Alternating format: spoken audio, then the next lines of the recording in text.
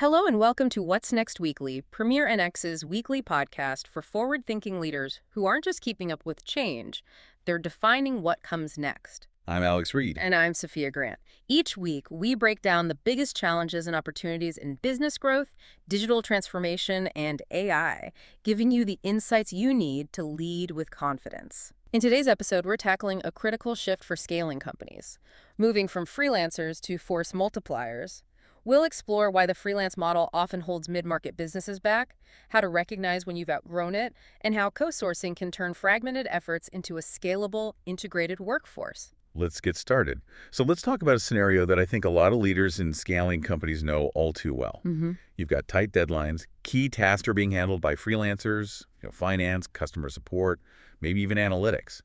But things are starting to slip. Right. What used to feel agile and fast now just feels chaotic. You're seeing inconsistent quality priorities that just don't seem aligned and a lot of missed handoffs between teams. Exactly. So the very thing that helped you get off the ground, that gig economy model, is now actually creating friction. It's putting your growth plans at risk. It's a classic friction point, and the limitations are fundamental, really.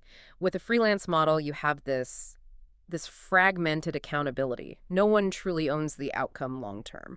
And the operational costs are higher than people think, aren't they? Oh, significantly.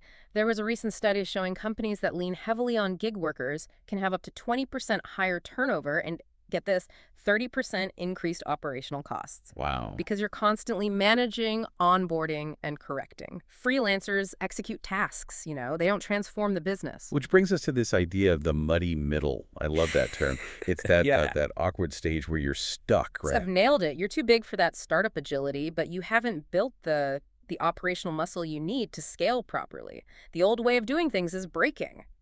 So what are the warning signs?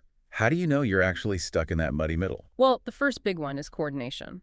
Projects just get harder to manage across different departments. Okay. Then there's quality. The work becomes inconsistent, and that starts to directly impact your customer experience. Your CX numbers might start to dip. And I imagine the internal team feels it too. They feel it the most. They're stretched thin, unable to focus on their actual strategic work because they're basically managing freelancers all day. And that's before you even get to the bigger risks, like compliance or data security. Absolutely.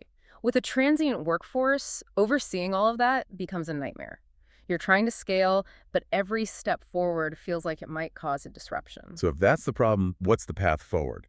This is where co-sourcing comes in. Exactly. Co-sourcing is the structured way out of the muddy middle. It's not just outsourcing a task. It's about embedding a team that brings accountability and real strategic impact. And it's not an all-or-nothing switch, is it? There are stages to this. Right. It's a maturity model. You can start small. The first stage is basic. Yeah, you bring in a small, dedicated team to handle one specific function. It gives you immediate relief, and it's a really low-risk way to start. And from there? You move to integrated. Now the teams are embedded across multiple departments. They're not just doing tasks. They're standardizing processes and making sure everything aligns with your company's bigger objectives. So you're moving from just sort of plugging leaks to actually building a better ship. That's a great way to put it. And that leads to the final stage, optimized. This is the force multiplier effect. This is it. At the optimized stage, these integrated teams are now driving strategic initiatives.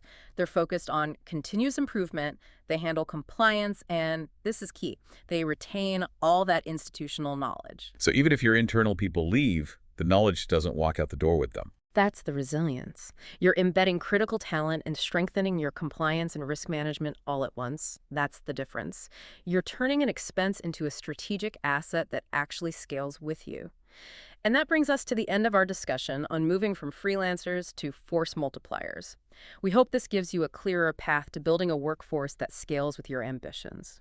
Absolutely. If today's episode resonated with you, please subscribe to What's Next Weekly on your favorite podcast platform so you never miss a conversation. Leaving a rating or review helps us connect with more leaders like you. We'd love to hear your thoughts. What's your biggest takeaway from today? Are you experiencing the muddy middle with freelancers? Share with us on LinkedIn by tagging Premier NX and using the hashtag #What'sNextWeekly. For more insights, show notes, and resources from today's discussion, visit our website at premiernx.com. Join us next week on What's Next Weekly, Premier NX's weekly podcast, where we'll continue exploring how to turn today's operational challenges into tomorrow's growth opportunities. Until then, keep building what's next.